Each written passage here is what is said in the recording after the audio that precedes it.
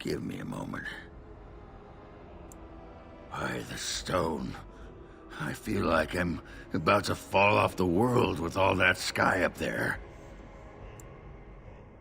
Strange?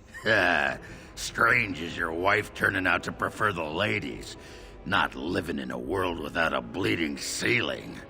Well, let's get moving. We're losing, daylight.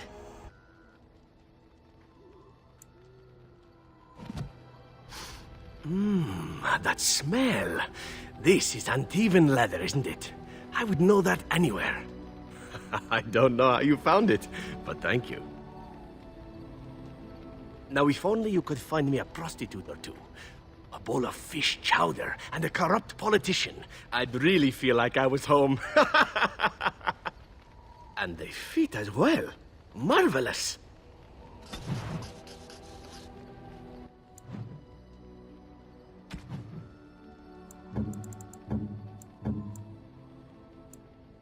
A fine gift. What have you there? A mirror? You could not know it, but I possessed something very similar long ago. I stole such a mirror from a village, and Flemeth was enraged at my carelessness. She destroyed it, much to my dismay. It is incredible that you found one so like it. I am uncertain what to say. You must wish something in return, certainly. You say that as if I should be accustomed to such a thing. I have never received a gift, not one which did not come at a price. I suppose I should say thank you for the gift. 'Tis most thoughtful, truly.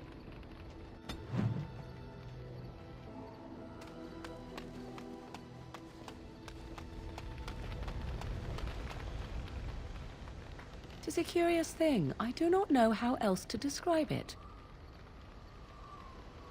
No, nothing is wrong. It is a little embarrassing to admit, in fact.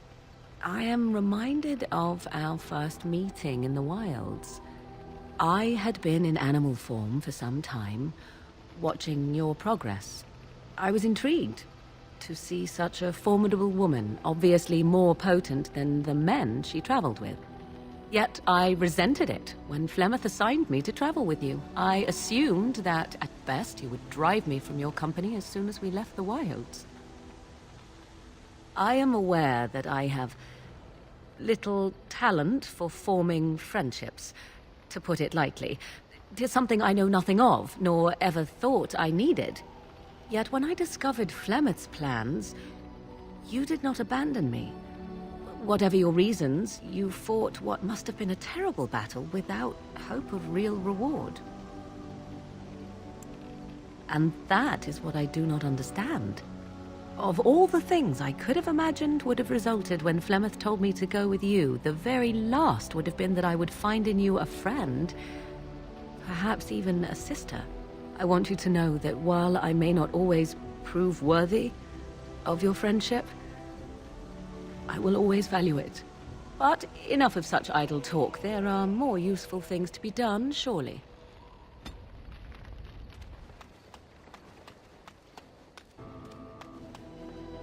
Shale of House Kadash. Is that who I once was? I find this difficult to believe. I am not a dwarf. Or at least, I'm not a dwarf any longer. If I was this Shale of House Kadash, as Caridin said, there must be some evidence of my existence remaining. I must find it. I need to know that this is the truth, and not simply believe. What Caridin said, it has allowed me to remember one thing. I believe I know where Kadash Taig is. Its offer is appreciated. I will mark the location on its map. If we can journey there soon, I am most curious as to what we will find.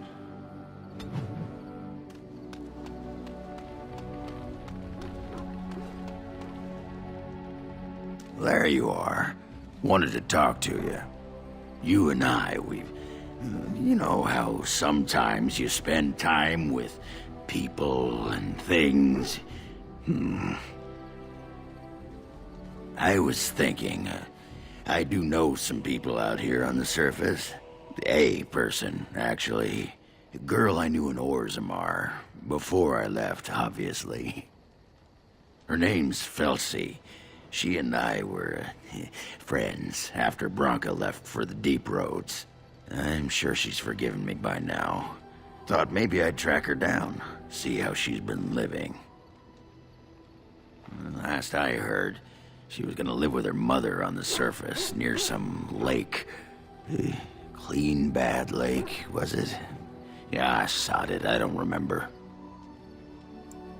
No, I think it was Clean Bad. I remember because I thought, yeah, that's right. Dirty good, clean bad. Yeah. But thanks for offering to take us there. You're a good friend, Warden. No, what was it you wanted to say? Aye, all right then.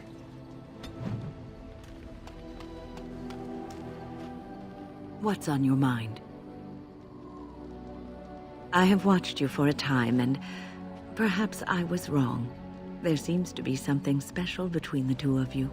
He seems less guarded when in your company, allows himself to relax, and he seems genuinely happy. I think I was too harsh in my judgment before, and I am sorry. What you have may not last forever. Death and duty may part you, but love's worthiness is not diminished because of that. I should have seen this before. Instead, you learn to cherish every precious moment that you spend together, knowing that it may be the last. And for those of us watching, well, it brings warmth to these old bones to know that something so beautiful can be found in the midst of chaos and strife.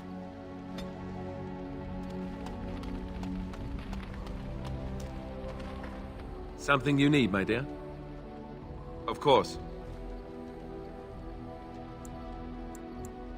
You mean other than becoming a Grey Warden? You know, I asked Duncan this too, and all I got was, "You'll see." I have other lines for you. Trust me. Oh, it's not that Duncan wants to keep it a secret. It's just that the Grey Wardens don't discuss it much. I gather it's not a pleasant topic. The first change I noticed was an increase in appetite. I used to get up in the middle of the night and raid the castle larder. I thought I was starving. I'd slurp down every dinner like it was my last. My face all covered in gravy. When I'd look up, the other Grey Wardens would stare, then laugh themselves to tears. Really? Because I was watching you wolf down food the other day, and I thought, ooh, it's a good thing she gets a lot of exercise. I'll say. I didn't mean it like that. No, don't hit me. I bruise easily. Oh, and then there were the nightmares. Duncan said it was part of how we sense the Darkspawn.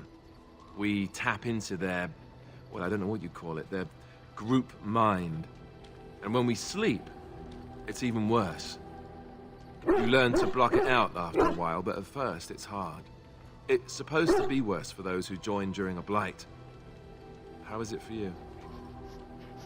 Some people never have much trouble, but that's rare. Others have trouble sleeping their entire life. They're just more sensitive, I suppose. Everyone ends up the same, though. Once you reach a certain age, the real nightmares come. That's how a Grey Warden knows his time has come. Oh, that's right. We never had time to tell you that part, did we? Well, in addition to all the other wonderful things about being a Grey Warden, you don't need to worry about dying from old age. You've got 30 years to live, give or take. The Taint, it's a death sentence. Ultimately, your body won't be able to take it. When the time comes, most Grey Wardens go to Orzammar and die in battle rather than waiting. It's tradition. And you wondered why we kept joining a secret from the new recruits. There you have it. You know, Duncan, he started having the nightmares again. He told me that in private. He said it wouldn't be long before he'd go to Orzammar himself. I guess he got what he wanted. I just wish it had been something worthy of him. I know. Ending the Blight should make this all worthwhile, right?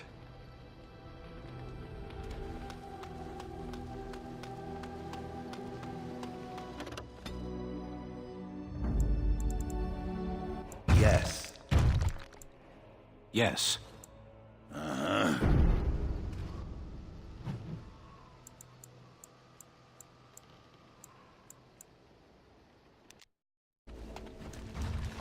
Back off! I was here first. Why, you looking to buy one? Oh, is he? Well, that's... see, I'd like to sell you one, but I don't, have any myself. I got part of a glove the wolves didn't chew too badly, though. I think it was a glove, anyway. I know, don't say it. I got cheated. I knew the guy who was here before me. He sold me this spot. Said he found giants and all kind of crazy valuables. He didn't mention that he'd taken everything but the bones and the dirt already. His name's Ferrin. Squirrely little bastard, if you ask me. Which you didn't, but I said it anyway. He was going to Orzammar, he said. I imagine he's gotten there by now. If you find him, tell him I sent you. It'll scare the piss out of him. Ha!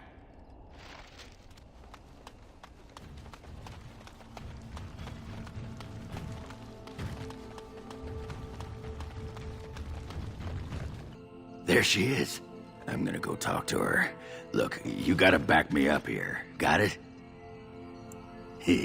Thanks, Warden.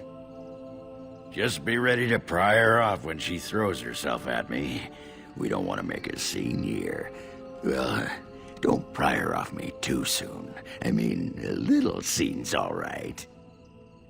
Are you sure you're not a baker? 'Cause you got a sodding nice set of buns. Oghren, is that you? Yeah, in the flesh, baby. What are you doing here? Just trying to kick back with a pint. Fighting Darkspawn's a lot of sodding work, you know? You're fighting Darkspawn? It was a bit of pain, but it was a personal favor for the King of Orzammar, you understand? The whole surface to choose from, and you just happened to come to my tavern? Well, what? Oh, right. It's fate, Felsi. What can I say? Fate? The ancestors must have a sense of humor, then. Sure they do. You've had a good look at Lady Helmy, haven't you? If her face isn't a joke the ancestors are playing, I'm a Bronto's behind. So, Lady Helmy must be a paragon of beauty, then. I've been thinking about you, Felsi. What do you want, Oghren? Nothing. Just thought I'd see how you were doing is all. Well, maybe that and grease up the Bronto, if you know what I mean. Well, you've seen me. You'll have to go back to Orzammar for the Bronto. Oh, the Queen needed a new fool, did she? Oh, well, it's been fun, Felsi. But I better go. Wait, you're leaving? You just got here. I haven't called you a shaft rat yet. Well, you can't keep the archdemon waiting. You hurt its feelings, it might just turn the whole blight around and go home. Nobody wants that. Well, you don't need to fight it right now, do you? I mean, you could have a pint first. You could call me a surly Bronto. I can tell you that you smell like nug droppings. I'll tell you what, I got some things I gotta do, but I'll come back for that pint when things are settled. You frigid deep stalker. Fine, but you better not keep me waiting, you worthless copper-plated sword cast. Wouldn't dream of it.